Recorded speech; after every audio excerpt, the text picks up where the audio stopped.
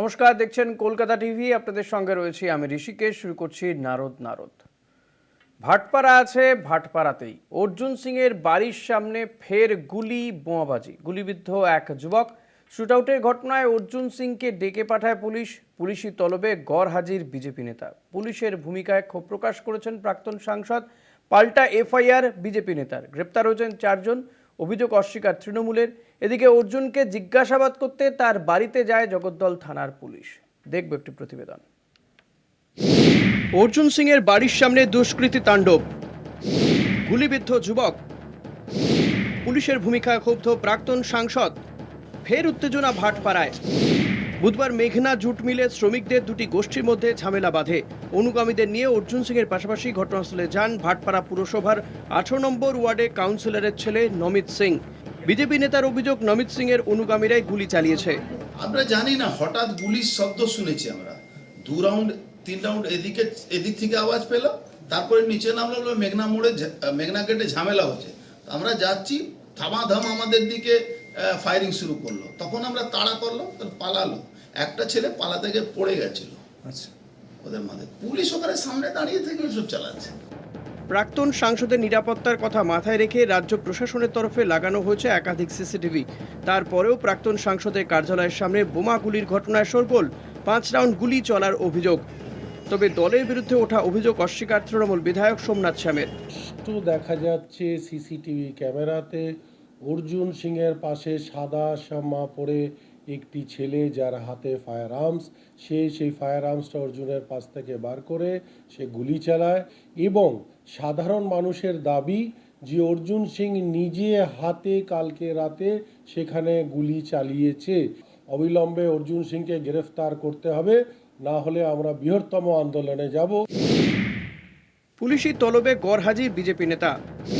পাল্টা FIR BJP নেতার। এদিকে এই ঘটনায় বিজেপি নেতা অর্জুন সিংকে দুবার তলব করে জগদ্দল থানার পুলিশ। দ্বিতীয়বারেও থানায় গড় হাজির অর্জুন সিং। পাল্টা এফআইআর করে সিসিটিভি ফুটেজ প্রকাশ্যে আনার দাবি বিজেপি নেতার। পুলিশ আমাকে নোটিশ পাঠাচ্ছে কি ভোর 4টের সময় নোটিশ পাঠিয়েছে। ভোর 4টের সময়, আমাকে 10টার সময়, আমি কি উঠাই গিয়ে আছি? যখন ও ডাকবে তখন আমাকে যেতে হবে। এই দলদাস পুলিশ লজ্জা হয় না? এদের হিম্মত থাকলে আমি আবার চ্যালেঞ্জ করছি, কোর্টে এটা নিয়ে চ্যালেঞ্জ করব। আমি বারবার বলেছিলাম কি এই নজরদারির জন্য এই ক্যামেরা রাখা হয়েছে, তাহলে এই ফুটেজটা কোর্টকে প্রডিউস করুক। জগদ্দলের ঘটনায় গ্রেফতার 4। ধৃতরা হলেন বান্টি দাস, আকাশ দাস, সুমিত রজক ও দশরথ বেরা।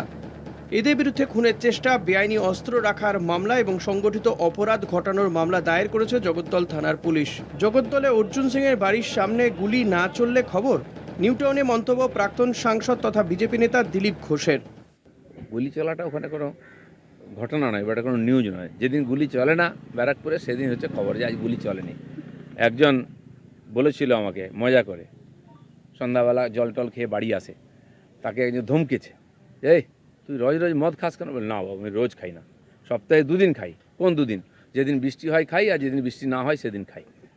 আজকে আমাদের ব্যারাকপুরও তাই হয়ে গেছে। কোন দিন বোম পড়ে না, কোন দিন গুলি চলে না। কেন চলছে? সরকার কি করছে? কেন চলবে? ওখানকার গরিব মানুষ শান্তিতে বাঁচার তাদের অধিকার নেই? রামনবমীর আগে ফের অশান্ত হলো ভাটপাড়া।